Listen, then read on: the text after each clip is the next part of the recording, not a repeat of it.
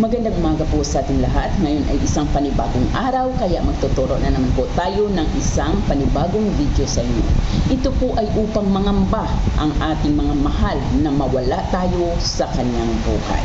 Kapag sa tingin mo ay binabaliwala ka niya, parang hindi na kasing init yung dati niyang pagmamahal sa inyo, ay maaari po natin itong gawin.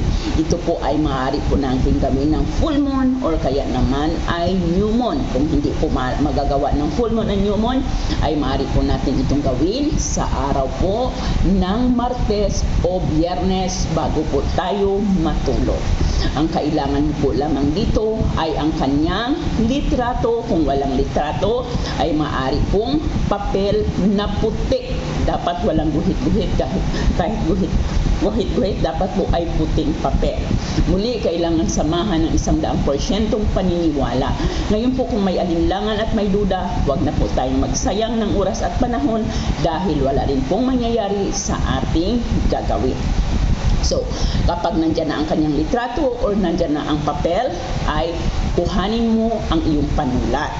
Doon sa panulat ay isulat mo ang salitang ito. Isulat mo doon sa papel, isulat mo muna ang kanyang pangalan. Okay? Sulat mo ang kanyang pangalan ng 3 beses. 3 beses mong isulat. Pagkatapos mong maisulat ang kanyang pangalan, ay magdasal ka. Magdasal ka. Yung pagkatapos mo magdasal, isang simpleng panalangin, sumasampalataya ako hanggang sa ipako sa krus, isang ama namin at saka isang aba Ginoong Maria. Yung sumasampalataya po ako guys hanggang sa ipako sa krus po lamang, dapat hindi lumagpas doon. Pagkatapos po nun, ay usalin mo ang kanyang pangalan. Ibalik mo ang init ng pagmamahal mo sa akin. Pagkatapos mo usalin ang kanyang pangalan, ibalik mo ang init ng pagmamahal mo sa akin. At mas lalo mo akong pakamamahalin. 3 beses ko itong bigkasin.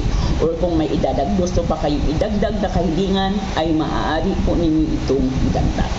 Pagkatapos po ninyo ay pakatitigan mo ang papel o ang kanyang larawan na parang ikaw ba ay nakikiusap sa kanya ng buong puso. Pagkatapos ay sunugin ang kanyang litrato o ang papel. Sunugin ang kanyang litrato at ang papel. Kailangan ay sunog na sunog ito at pagkatapos kuhanin mo ang abo nito.